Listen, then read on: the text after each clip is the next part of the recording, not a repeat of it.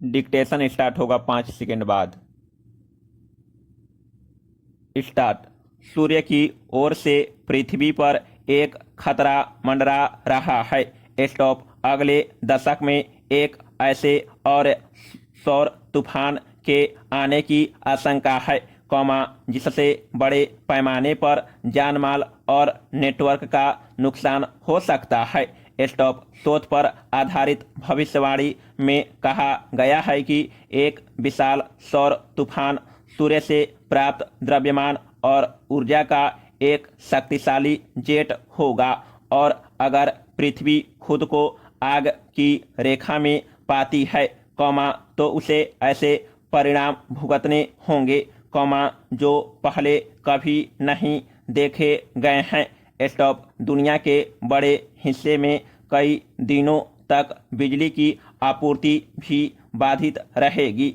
Stop. परिक्रमा में लगे सैटेलाइट सहित महासागरों में नीचे बिछा केबल ढांचा भी खतरे में होगा। स्टॉप।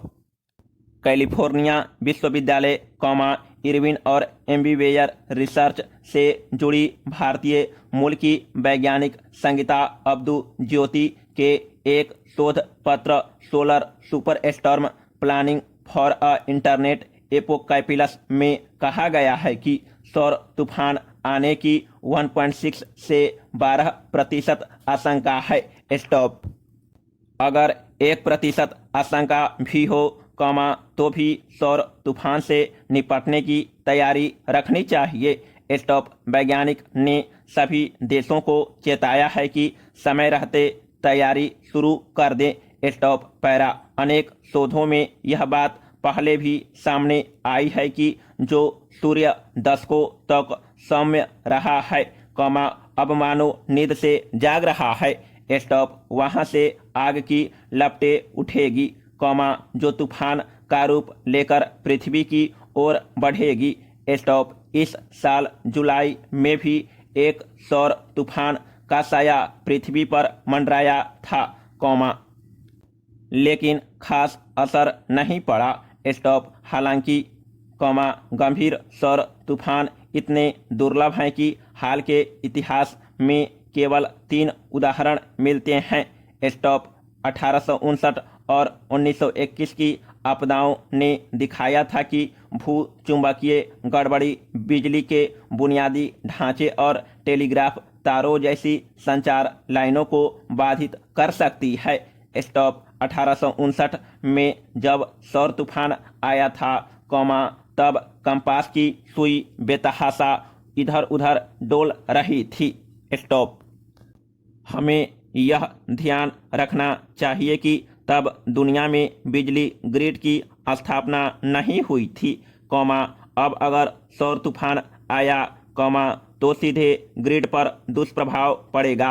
स्टॉप। यह दुष्प्रभाव कैसा और कितना होगा, इसका कमोबेश अनुमान वैज्ञानिकों को लगाना पड़ेगा, ताकि उसी हिसाब से तैयारी की जा सके।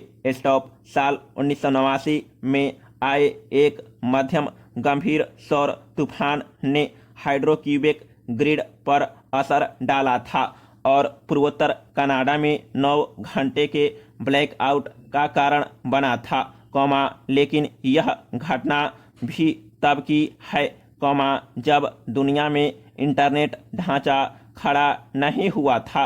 पैरा। कुल मिलाकर, सौर तूफान जैसी आपदा पृथ्वी के लिए भले नई न हो, लेकिन आधुनिक दुनिया के लिए बिल्कुल नई बात होगी। स्टॉप। आज पूरा जीवन बिजली और इंटरनेट पर आधारित होता जा रहा है। स्टॉप। बड़े नेटवर्क और बड़े ग्रिड पर हम ज़्यादा से ज़्यादा निर्भर होते जा रहे हैं।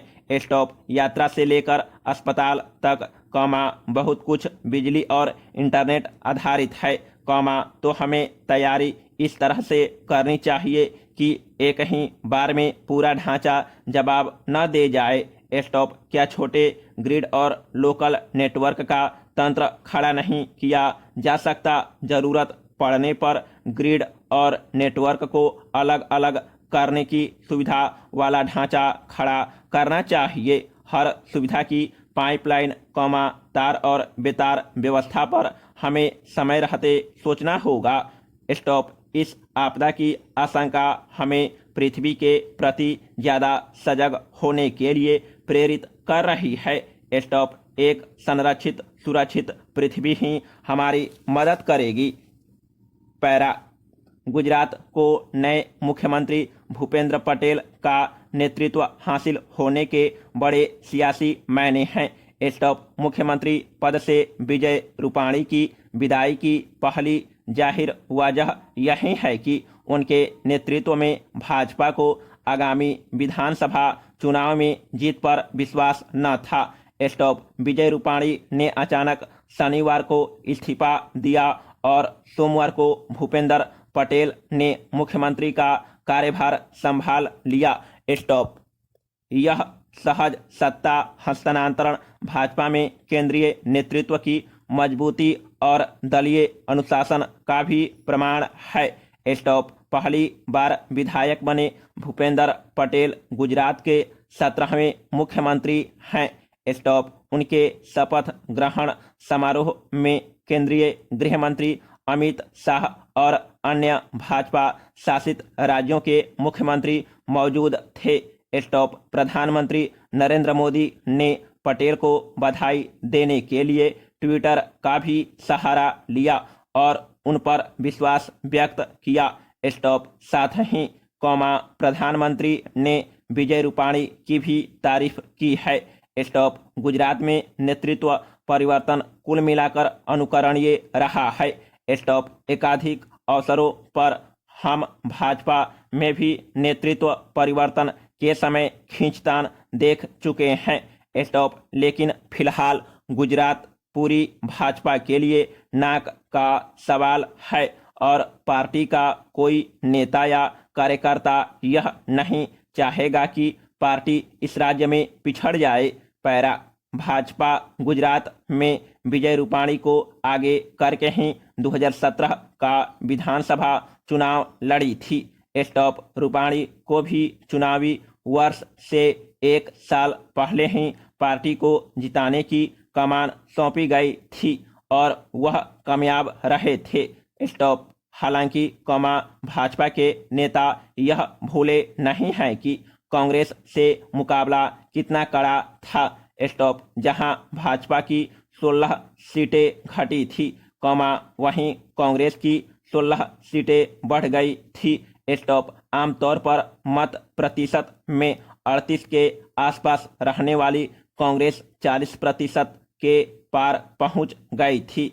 स्टॉप दोनों पार्टियों के बीच 7 से 8% मतों का अंतर कायम है, लेकिन राजनीति के जानकार सहज ही बता सकते हैं कि 2 दशकों से ज़्यादा सत्ता में रहने वाली पार्टी को मत प्रतिशत के प्रति ज़्यादा सजग रहना चाहिए। स्टॉप 2 पार्टियों के वर्चस्व वाले गुजरात में कांग्रेस ही भाजपा के खिलाफ पूरे दमखम से सामने है, तीसरी पार्टी के लिए गुंजाइश नहीं है। स्टॉप इसलिए भाजपा के लिए ज़्यादा जरूरी है कि वह गुजरात में खुद को मजबूत रखे और मजबूती दिखाए। स्टॉप भूपेंद्र पटेल पाटीदार समुदाय से आते हैं। स्टॉप इस समुदाय के 12-14% मतदाता हैं। स्टॉप यह समुदाय आर्थिक राजनीतिक रूप से बहुत प्रभावी है। स्टॉप और पूरे राज्य में फैला हुआ है। स्टॉप पाटीदारों के वोट 182 विधानसभा क्षेत्रों में से कम 70 में नतीजे तय करते हैं। स्टॉप भाजपा के लिए 1/3 विधायक अकेले इसी समुदाय से आते हैं। स्टॉप खैर कहना न होगा, इस बदलाव से कांग्रेस का मनोबल बढ़ा होगा। स्टॉप कांग्रेस को पता है कि गुजरात में सत्ता मिली, तो 2024 के आम चुनाव की बुनियाद तैयार हो जाएंगी। समाप्त।